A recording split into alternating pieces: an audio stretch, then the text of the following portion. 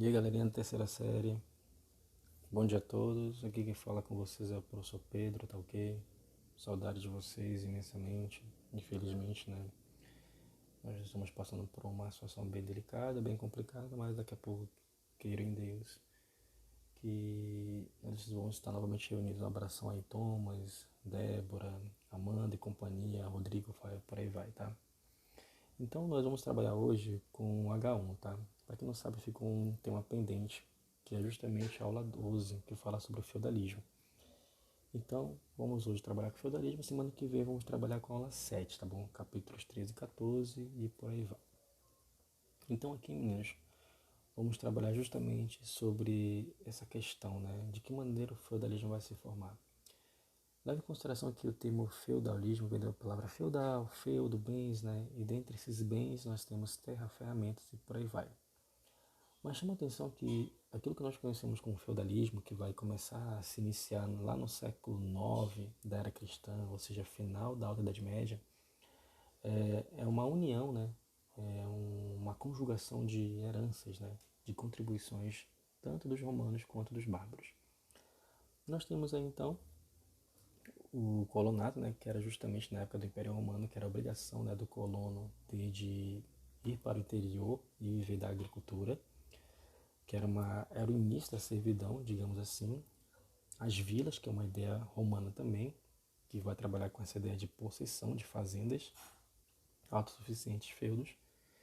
E em relação à contribuição a heranças bárbaras, nós temos, além do direito consuetudinário, né, de acordo com os costumes, nós temos também aí justamente, né, os outros dois que são os mais conhecidos, comitados, que é uma relação de fidelidade, né, entre os nobres guerreiros, e também o benefício 1, que nada mais é do que a doação de terras ou recompensa, né, em forma de terras.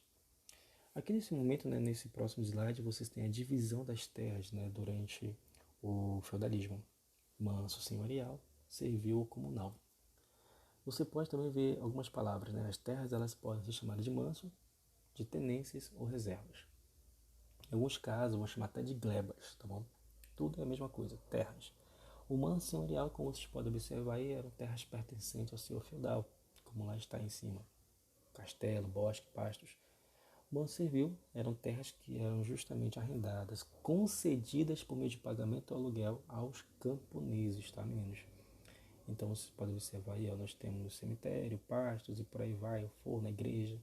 E nós temos o manso comunal, que são terras de uso coletivo, tanto por camponeses, servos, ou então pelos nobres, né, pelos senhores feudais, tá ok? Então, como fala aí, era de uso coletivo. Nesse momento agora, vamos falar sobre cavalaria. A cavalaria, anteriormente, ela era composta por servos ou camponeses. Agora, por que afinal de contas houve essa mudança, houve essa alteração?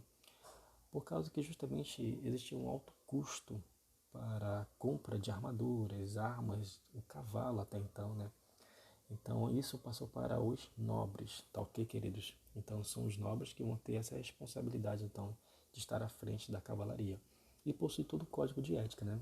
Que envolvia a virilidade, que envolvia a honra, até mesmo, né, numa disputa, num torneio, o que era colocado como prêmio era a mão de uma bela donzela.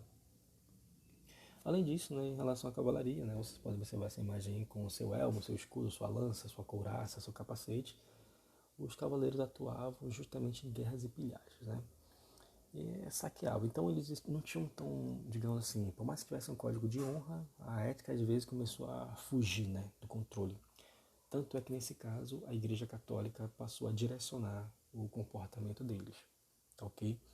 Para que dessa maneira eles pudessem então assumir princípios cristãos, que não ofendesse, claro, o que era muito comum naquela época, em que você obedecia às ideias que eram pregadas pela Igreja Católica. Ok, meninos? Aqui é uma frase bem interessante do bispo, né, lá na França, durante a época feudal, né, que ele fala o seguinte, né, abre aspas: a casa de Deus que parece uma ou una é portanto tripla, onde uns rezam, oram, outros combatem, batalham e outros trabalham, laboram, tá bom? Aí chama a atenção que nesse caso, meninos, vamos observar claramente, né, que a divisão social do feudalismo obedece a essa regrinha aí, tá? Clero, nobreza e servos. Aí nós temos um termo chamado bem interessante, é uma sociedade estamental, ou uma sociedade dividida em ordens, mas acima de tudo é uma sociedade hierarquizada e que é fortemente influenciada pela Igreja Católica, tá mesmo? Então a mentalidade desse período do povo, eles eram altamente influenciados pela Igreja Católica, em tudo, tá bom? Ah, aconteceu isso porque Deus quis. Ah, não tá dando certo porque Deus quer, tá ok? E aí nós temos então o clero. O clero era dividido em alto e baixo, tá ok?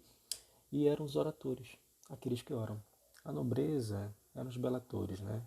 Aí nós temos senhor feudal, condes, duque, daqui a pouco veremos isso. E camponeses e servos eram aqueles que trabalhavam, né? Então um procurava sustentar o outro, mas quem bancava mesmo, como nós podemos observar aí, era justamente os servos, né, meninos? O que chama atenção em relação a esse tipo de divisão social são as relações, né? Nós temos relações verticais e horizontais. As relações verticais eram justamente entre as classes, né? Ou seja, é, do camponês do servo para com os seus superiores. Então vamos verificar que eles tinham inúmeros o quê? Pagamentos de impostos. Dentre os pagamentos de impostos nós temos a corvéia. A corvéia era justamente um trabalho gratuito, 0,800 nas terras do senhor feudal. Nós temos a talha, que era a entrega da parte da produção, 40, 50, 60% daquilo que o camponês produzia, tinha que entregar para o senhor feudal. Nós temos as banalidades, que era justamente o aluguel das ferramentas, né, que o camponês usava. Inclusive pagava pedágio para atravessar a ponte, só para ter uma ideia. Nós temos também a captação, ou seja, para cada membro da família do servo deveria ser pago um imposto. A mão morta, quando um membro da família do servo acabava falecendo, ele deveria justamente, né, se esse cara que vai falecer é o pai de família, então existe um documento que vai ser pago pela transferência de responsabilidade e por aí vai. Nós temos a albergagem. A albergagem, nesse caso, aí vem da palavra albergue, ou seja, quando o senhor feudal e sua comitiva estavam em viagem e não tinham onde descansar, os servos deveriam oferecer sua casa para eles, para poderem se abrigar e passar a noite. Nós temos a formariagem, que é um imposto pago pelo casamento, tá bom? Dos servos. Até hoje existe, você, por exemplo, vou casar numa igreja católica, você paga justamente pelo aluguel da igreja, por aí vai, né? Até mesmo pelo aluguel do padre, enfim. E nós temos o dízimo, né? Chamado tostão de Pedro, que era pago justamente à igreja católica para a manutenção, né, da igreja e por aí vai. Ao mesmo tempo também nós temos uma relação social horizontal, que vai acontecer entre membros da mesma categoria, ou seja, entre nobres, suzeranos e vassalos.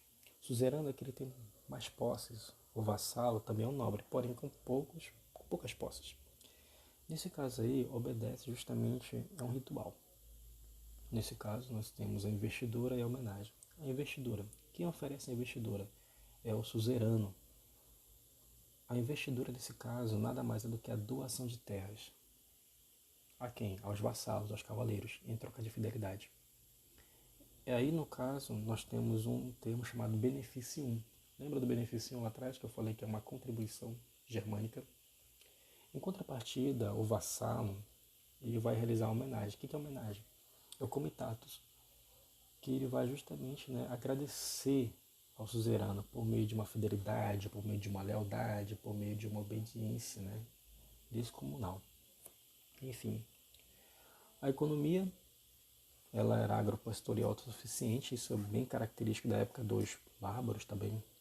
Ela pode também ser chamada de uma agricultura de uma economia de subsistência, tá bom? Ou seja, produzir aquilo que eles iriam consumir. Nós temos também aí uma política que ela é fragmentada, que ela é descentralizada e chama a atenção que nesse caso, né, ela se encontrava nas mãos dos senhores feudais e aí nós temos uma espécie de escala, tá bom? Do maior para o menor. Duque, marquês, conde, visconde, barão, tá bom? Ah, professor, existia rei? Rei, existia. Só que ele não passava de um simples senhor feudal, tá bom? Entendam isso. Bom, galerinha, esse foi o nosso breve resumo aí. Na verdade, é só aquilo que vocês, enquanto aluno de terceira série, devem ter, né? uma aula de exposição sobre feudalismo. Espero que vocês tenham gostado, espero que você tenha entendido, depois dar uma pausa e por aí vai. E aí, no caso, claro, né, eu peço que vocês façam atividade correspondente às páginas 23 e 24, que é a atividade de sala, e também no dia 6 de abril procurem fazer também a tarefa online correspondente ao capítulo 12 da H1, tá bom, meninos?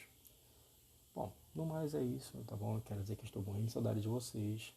E deixo aqui uma frase de conforto para todos nós, né? Que Deus possa nos abençoar e nos iluminar sempre.